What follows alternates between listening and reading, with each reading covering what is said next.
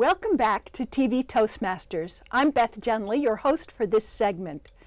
When your children were born, did you look at this brand new baby and think, but where's the instruction manual? How do I do this? What is it that I get to do as a parent? What do I have to do? I know that I, as a parent, in many moments with my children, I thought, boy, I'm just going to have to make this up because I have no idea what I'm supposed to do. So here this evening, I want to introduce you to our guest, Ryan Darby, who has a unique parenting philosophy that he's going to share with us.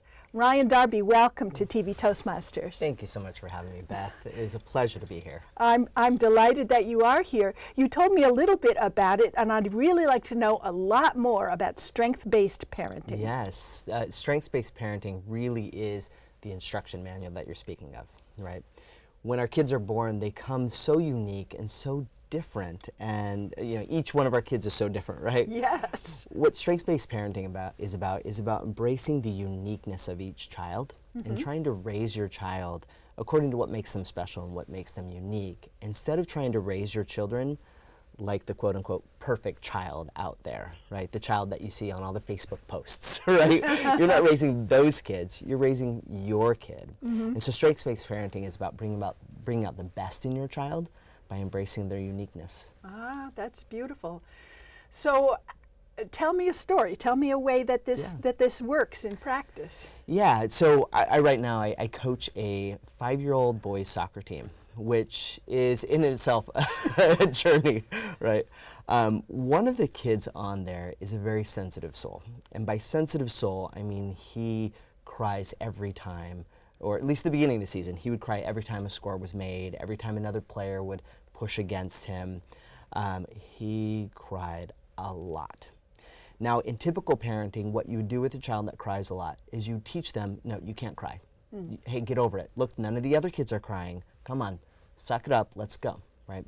In strengths-based parenting, we acknowledge that this child is sensitive, and that's not a problem. In fact, that might be a gift and a strength for that child. And so to raise a child who's sensitive isn't about telling them, no, don't feel. It's not saying don't, have emotions. It's saying, let's embrace the positive emotions. And so the way I coach this child is whenever something good happens on the soccer field, I say, how did that feel to you? And then he says, it felt so good. And then we say, would you like to feel that again? Yes, I want to feel that again. All right, let's try again. And he gets up there and he goes. And so he's experiencing the goodness of positive emotions instead of just trying to quell all the negative emotions. And in this season, he's really blossomed. He's become much more resilient because we embrace that he was sensitive and that we need to steer that sensitivity towards the right direction. That's beautiful. I know with my own daughter, she is very sensitive, and she also had very strong feelings about just about everything. And once she was old enough to write, I encouraged her to write in a journal, to write down what she felt and what was most important about her day. She kept journaling for years, which was pretty cool. I love that. Yeah. I love that. One of the things, so speaking of this talent of sensitivity, we could even discuss how it's not acceptable for boys to be sensitive, right? And how we need to quash that. And that gets out to this whole idea that we're trying to raise, right now in society, we're trying to raise ideal kids. And ideal is really cookie cutter. We want them to, fit a certain image, but that's not it at all. That's not who your kid is. That's not how you want to raise them. If you want to bring out the best in your child, it's about discovering their natural strengths, things like being sensitive, and encouraging those things and pointing them in the right direction. I think about this child, and I could just see him being the most wonderful poet, right? Like your daughter writing in her journal. I could see him being a counselor of some kind because he feels so deeply that I just think he has a wealth of talent that is just ready to be unleashed. Beautiful. So I'm thinking of my son, who is very much an extrovert, to the point where I remember we were at the dining room table doing finger paints together when he was maybe 3.5. Yeah. And it was summertime, and the windows were open, and just the screen door was closed. And before I knew it, he was out the door of the house and into the street, accosting some woman who was just walking by that I'd never seen before. Come see my finger painting. I love that. And I'm no boundaries. well, and just so friendly and so sure that the Yeah. world was there for him to interact with. Yeah. I warm up much more slowly than that. I'm much more cautious than that. Yeah. So there was a kind of an issue of fit for us because he was always willing to step out in Right. ways that I didn't quite know what to do with. Right. Yeah. You know, and that's part of it. Sometimes we as parents think we're raising clones. We want to raise little mini us, a better version of us, but we want to raise little us's who like the things that we like and think the way that we think. They do it better because we want the next generation to be better, but they're really us. But we have kids. They're not us. Right? Oh my goodness, Right. yeah. We even know that the first kid is not the same as the second kid. Yes, you know, you're talking about manuals. You have the first child and you kind of figure it out along the way, right? By 2 or 3, you think you have the manual figured out and the next kid comes and you're like, this manual's no good anymore. Just throw it out. Right? So strengths-based parenting is acknowledging that your children are completely unique. And it's about the discovering of what uniqueness is there. And helping that to flourish. You know, sad story on boys, especially like your son. And my son's the same way. He just wants to, he has so much energy. He wants to talk to everybody, be out there. Do you know the strongest predictors of ADHD medication? No. Mm-mm. It's being a boy and being the youngest boy in your class. Huh. So those children, those young boys who have a lot of energy, when they come into a class and they just turn 5 and all the other kids are 5 and a half, 6 in kindergarten, the teacher sees that and says, that kid doesn't look like the other kids. That kid isn't acting the way kids should act. We need to medicate this, right? Which is a tragedy. We're trying to take away who people are and make them fit boxes that they shouldn't be fit into, right? As a nurse, I have to say there are some kids that genuinely need to be medicated, Yes. and I'm well aware that I'm not going to rub the table. We're warned against that, but Yeah. that many more children are medicated than need to Yeah. be. So that's the line that we don't want to cross. We don't want to cross into Right. I'm not medicating anybody ever, Right. and we don't want to cross into this behavior is a little different, so let's Yeah. tone it down. Yeah, and that's about knowing your child, right? Yes. And that's about professionals also taking a strengths-based approach and knowing your child. And realizing as a teacher, as a counselor, that not all the kids I see are the same, that they're all different. And perhaps some of them need that intervention, and others, they just need us to point them in the right direction to help them use those strengths in different and unique ways. I'm thinking also, I read an article about teachers who are introverts, who are teaching in one of these modern classrooms where the kids are grouped at tables and they're expected to be interacting all the time. So there's kind of a buzz in the classroom all the time. Yeah. And the teacher is kind of managing, not chaos at all, but much more energy and Yeah, back and forth. yeah. Right, and it's just exhausted by the end of the Yeah. day. So it's another question, I think, of matching, Right. finding a way to match your own strengths Yeah. to, Yeah, and that brings up the really important point that there's also the parenting strengths. So strengths-based parenting is about discovering your child's strengths, but it's also discovering your strengths as a parent, and this idea of fit, right? I will say right now, I am not a PTA parent. And what I mean that isn't that I don't want to help, it's just that I'm not responsible enough. I'm not organized. I am rarely ever on time for anything. And I look at some of these other parents who are that way, right? Everything is, the kids are all perfectly dressed and they're always on time for everything and they're volunteering at PTA and soccer and all these things. Half the time when I drive my child to preschool, we forget his shoes and we have to go back to get his shoes, right? And so there's this element of, in our society, I'm thinking, oh, I'm not a good parent. I'm not that PTA parent. But strength-based parenting says, all right, well, what am I good at as a parent? And you know what I am good at? what are you good at? My wife calls me the Pied Piper. And I know it sounds weird. But on the playground, when I play with my kids, other kids just seem to gravitate towards us. And by the end of the time we're there, all the kids at the playground are playing, this big game of tag and all of us together because I'm good at having fun with my kids. I'm good at enjoying time with them and being present when we play. That's my strength. It will never be organizing play dates. I'll never be good at that. But I will be good at playing and being present with my child. I think that spontaneity is a very undervalued skill in our society. So noticing that spontaneity is one of your chief virtues, values, strengths. Yeah. Thank you. I knew there was a word for it. Yeah, and that's part of strengths-based parenting. What, as a parent, am I genuinely good at? I'm not good at organization. I'm not good at planning. I am good at being spontaneous. I am good at having fun with my kid. I'm also good at being compassionate with my child when they struggle. I'm a good counselor with my child. And if I can really embrace those strengths and acknowledge that that's really where I shine as a parent, think how much more joy I will have in parenting than if I'm always thinking to myself, oh, I wish I was better at planning. Oh, I wish I was better at organization. Oh, why can't I be like Susie, you know? And so the strength-based parenting is about being true to who you are as a parent. Well, I can certainly see how it would work in when there's two parents in the home, or more than one adult, because you can trade off. You can say, well, you're the one who's really good at the spontaneous playing, and I'm the one that's good at planning, so we'll kind of trade this off a little bit. If you're a single parent, how does that work? It's more of a struggle. That's the reality of single parenting, it is more of a struggle. You're right, when there are, when partners are parenting together, they'll have different strengths, and they'll each kind of fit into different roles.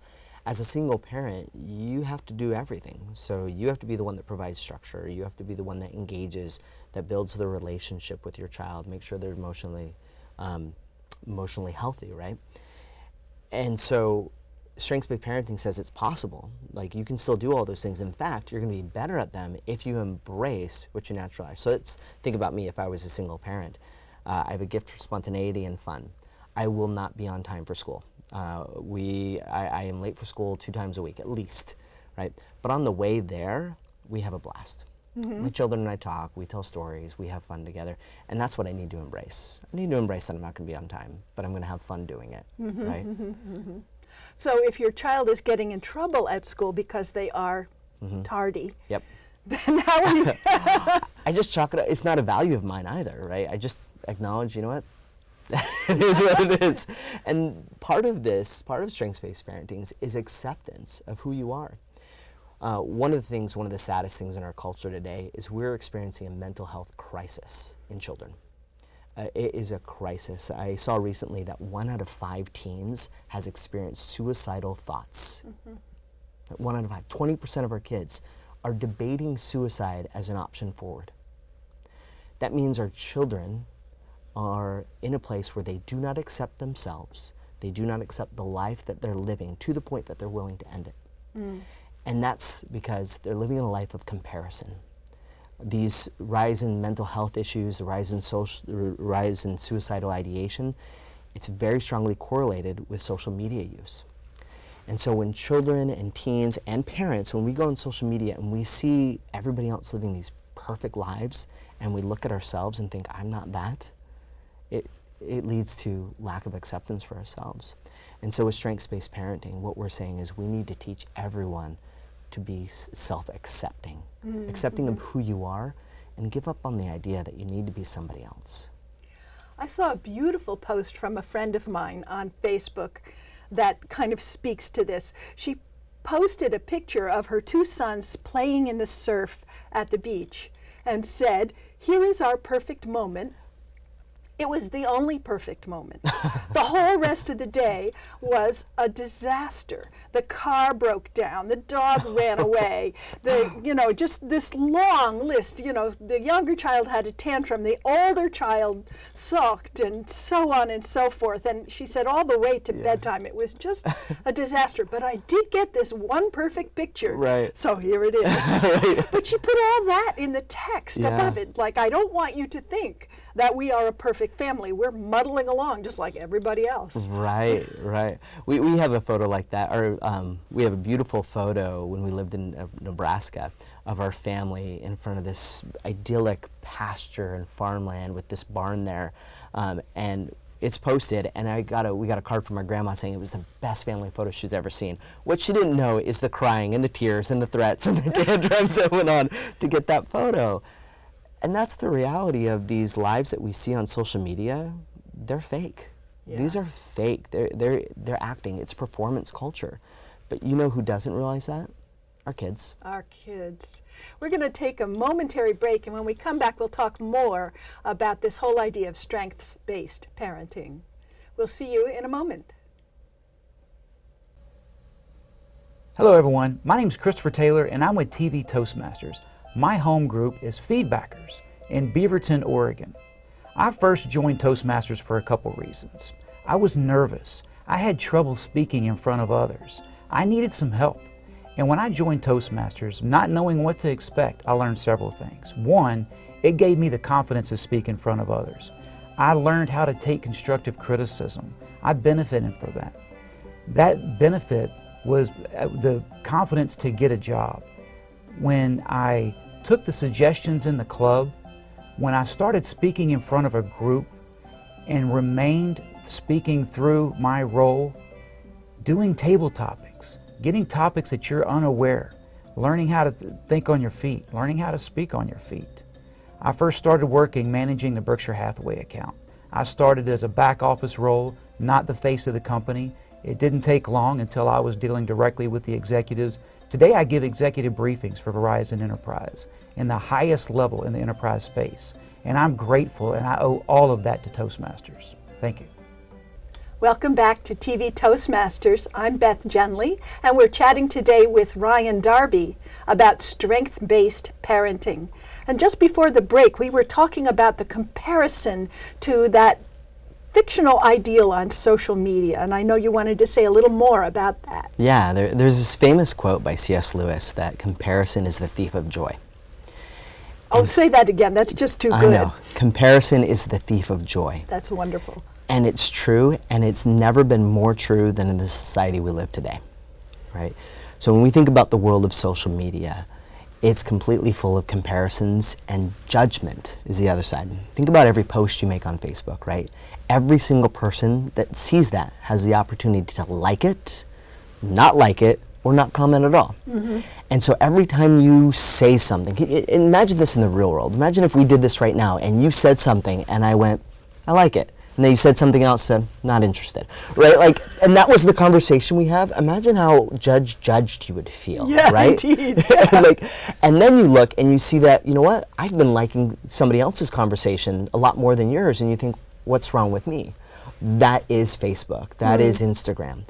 And our kids are experiencing this where they go on and they're discovering their identity and they put out something and somebody likes it and then like, okay, I need to do more of this, or somebody doesn't like that, right? They live in a world of constant judgment and constant comparison with other people. And this is the heart of this mental health crisis that our kids are experiencing. They live in a world of judgment and comparison. We have to get them away from that. I don't know if we're going to be able to get them away from social media. That might be the first strategy, but it might not be possible. What we can do, however, is give them a foundation of self-acceptance. And self-acceptance is different from the self-esteem movement where we told our kids they were the best at everything, right? Our kids saw right through that. That didn't help them at all, right? When we told little Johnny, and gave him an award for participation, he didn't feel great about it. He knew that he didn't win, right? But we can give our children the understanding that they're unique and good in their own right, and help and guide those talents so we can bring out the best in them. And when we discover who they are authentically and what's beautiful in them, and they embrace that self-acceptance, it gives them hope for the rest of their life. It gives them a pathway forward, which really is what we want as parents. We want healthy, happy, and strong children. Absolutely. And we've kind of hinted throughout this conversation that kids don't always behave well, that we don't always behave well as parents, Yep. and sometimes the clash there is epic. Yes. Yes. So how do you address that from this perspective? Yeah, I'll say strength-based parenting is not ignoring problems. That's not what it is at all.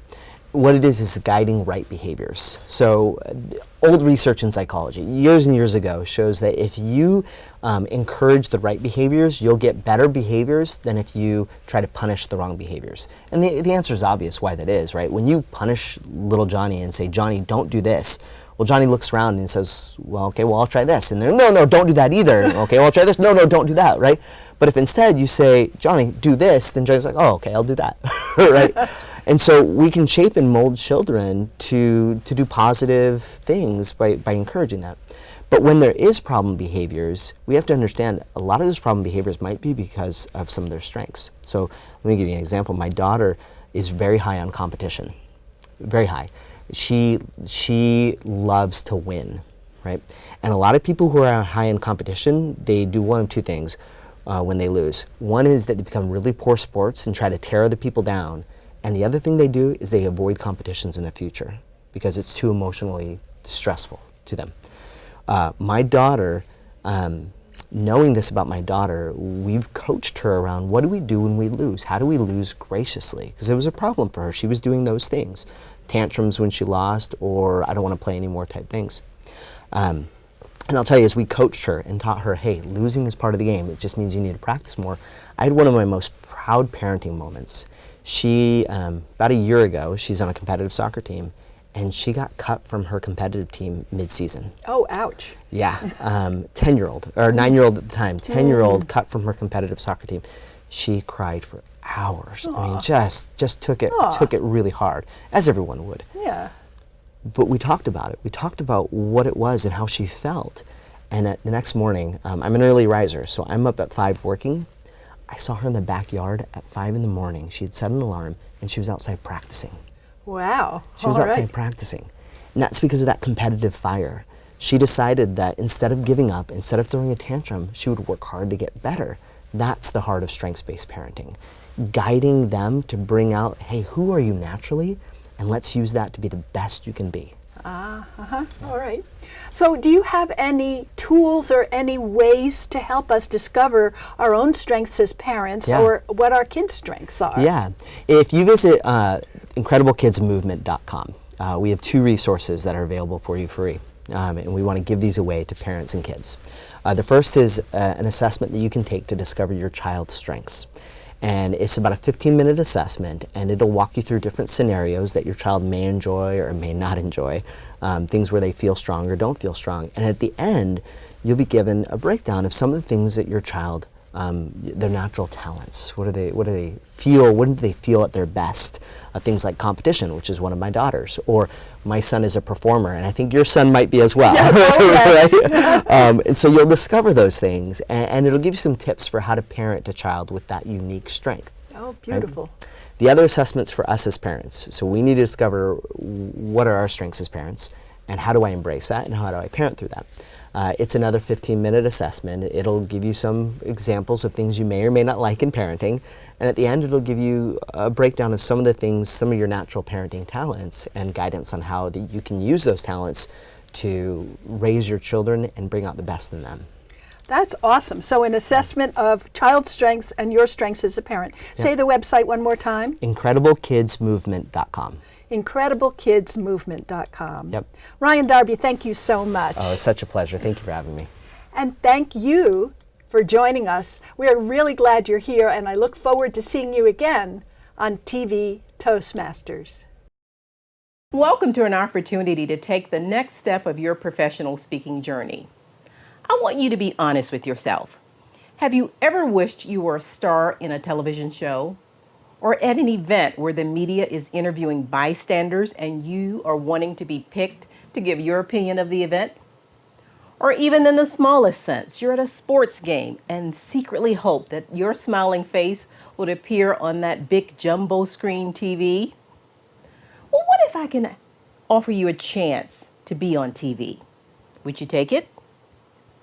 That is what I want to offer you now. I'm Dottie Love, Associate TV Producer and Director. Toastmasters International is one of the largest organizations whose mission is to help improve your speaking skills. And District 7 is expanding your opportunities to do speaking via television. We have four fully equipped television studios, and TV Toastmaster broadcasts to over 500,000 homes, plus a YouTube channel. Who knew? We want to invite you to take advantage of using media and television, either in front or behind the scenes. Let me share a few options that you have. First, you can be a guest on a show. Highlight your business or hobby or your community interest. Anything you're passionate about.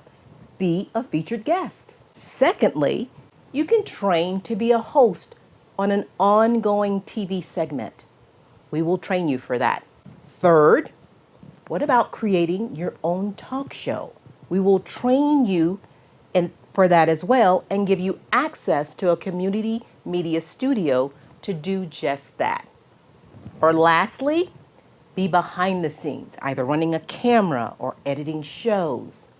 You decide which avenue is best for you, and our TV Toastmasters team will help you to navigate to get the most out of your media experience.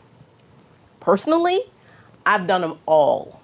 I started as a guest, went to hosting, up to directing my own TV show.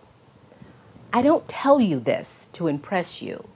I tell you this to impress upon you that your personal growth with Toastmasters is directly related to what you take advantage of.